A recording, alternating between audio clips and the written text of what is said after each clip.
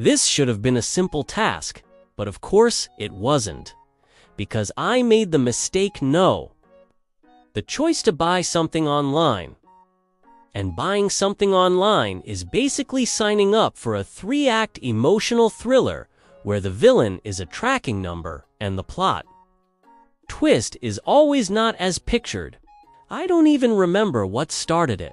I think I saw a guy online casually using this sleek little gadget like it was normal, like he wasn't living the kind of life where your possessions betray you, and instantly my brain went, oh, that's who I could be.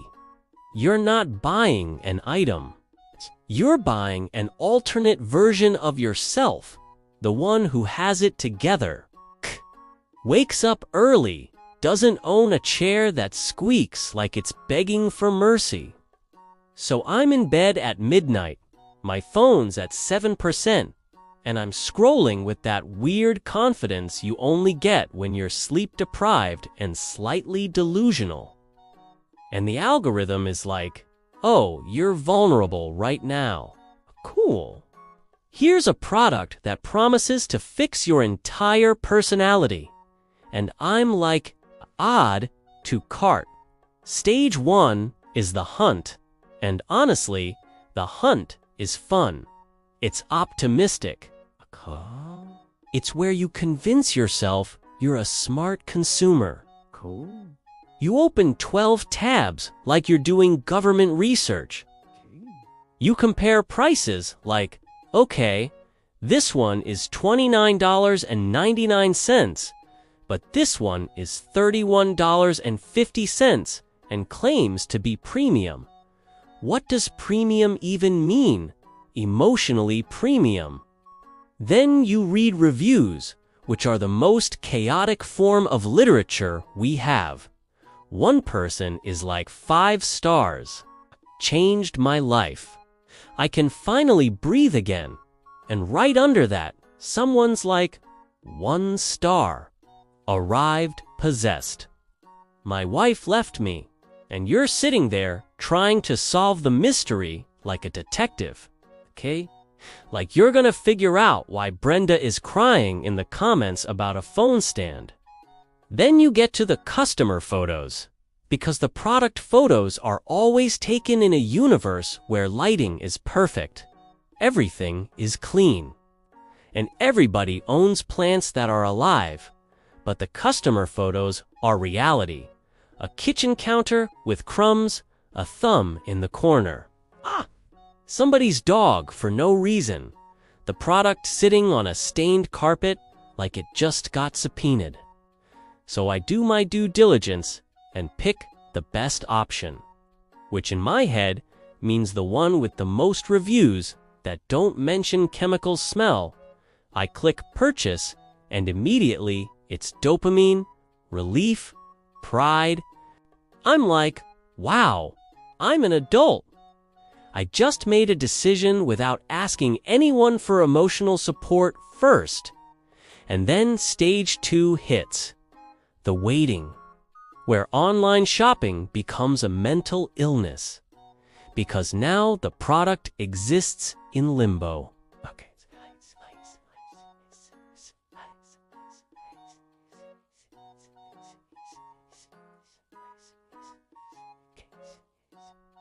It's already in your brain. The email comes in, your order has shipped, and suddenly it's real. It's moving. It's traveling through the world toward me like a tiny hero on a quest, and they give you a tracking number, which sounds helpful, but is actually a tool for self-destruction. Because I don't check tracking like a normal person. I check it like I'm waiting for a hostage situation to resolve every hour. Sometimes every 20 minutes, like the package is gonna be like, since you care so much, I'm gonna teleport. And the tracking updates are never emotionally stable. Departed facility, okay? Slay, moving. In transit where, spiritually. Arrived at sorting center, and then it just sits there for 3 days, And now I'm Googling what is a sorting center, like I'm gonna pull up a floor plan and rescue my package myself. And while you're waiting, your brain starts writing fan fiction about your new item. You picture yourself using it flawlessly. You picture your place looking better. You picture your friends being like, "Wait, when did you become so put together?" And you're like, "Oh, this. Yeah, I don't know. I'm just evolving." But wait, the waiting isn't passive. It's active paranoia. Every notification becomes personal. My phone buzzes and I'm like, is that it? Is my package here? Is my destiny arriving? And it's always something dumb like, your screen time was up 18%. Yeah, no kidding. I'm tracking a rectangle traveling across the country. Then stage 3, delivery day, which is basically a holiday you invented to feel something. You wake up instantly alert, powered by anticipation and untreated anxiety. You check tracking, out for delivery. Oh my God, it's out. It's on a truck. It's near me. And you start looking out the window like a Victorian woman waiting for her lover to return from war, except your lover is a cardboard box. Here's where it got bad for me. I had plans that day. I had to go do errands like I'm not emotionally attached to a package. But I also didn't want to miss it because missing a delivery is the universe laughing directly in your face. And the delivery window is always insane. Like arriving between 9 a.m. and 9 p.m., which is just a fancy way of saying you can't live. So I'm out doing errands, but my soul is at home guarding the front door. I'm at the grocery store staring at cereal and checking tracking, and it goes from out for delivery to in transit. And I'm like, dude, don't play with me. And then my phone buzzes. Delivered. And my heart drops because I'm not home. Sprint back to my apartment like I'm in a low-budget action movie where the villain is my own choices. I get to the hallway, round the corner, expecting the box, sitting there perfectly placed like a gift from the universe. And there's nothing. Just the empty mat, the mat that now looks like a stage where a tragedy occurred. And I'm standing there, holding my phone, staring at delivered like, okay, so either the delivery person lied, or my package got stolen. Or it achieved sentience and escaped. My brain goes full detective. I check behind the plant. I check the wrong floor. I check the lobby. I check my own soul. Nothing. And then the paranoia hits, because suddenly every neighbor is a suspect, like I'm not saying anyone stole it. I'm just saying I've never fully trusted a man who wears socks with sandals that confidently. So I do the most humiliating modern thing and open the delivery photo, because sometimes they take a picture. Sometimes they give you proof. And I open it, and it's a photo of a door. It's not my door, a door that looks like my door if my door had slightly different vibes. Same genre, different season, and I'm like, oh cool. So it's delivered, just not to me. Okay. Like, why do I live in a door museum and I finally find it 2 floors up, sitting in front of someone else's apartment? Relief hits for like 1 second, crisis averted, till a new fear kicks in. Because now I have to commit the social crime of picking up a package in front of someone else's door, which in apartment culture is basically getting caught stealing mail even if your name is on it. I'm standing there trying to look casual, like, oh me, here, no reason, just admiring the hallway. And of course, the neighbor's door creaks open. Not all the way, just enough, like a horror movie. Okay. And I see one eye watching me.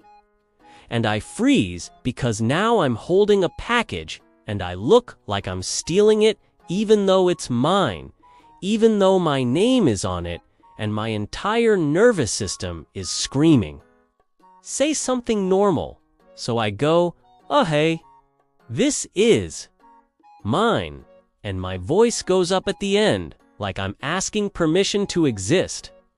I think it got delivered to you by mistake, so I'm just taking it. And the neighbor opens the door more, and it's just a normal person. Not evil, not a thief, just tired.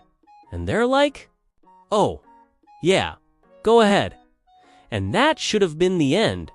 But no, because now comes the product reveal. The thing I've been emotionally tracking like it's the last helicopter out of a disaster zone. I bring it home like it's precious cargo.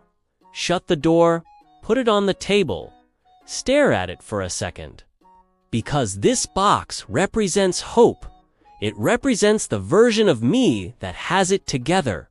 I grab scissors, cut the tape. Case HHK sound like a little ceremony.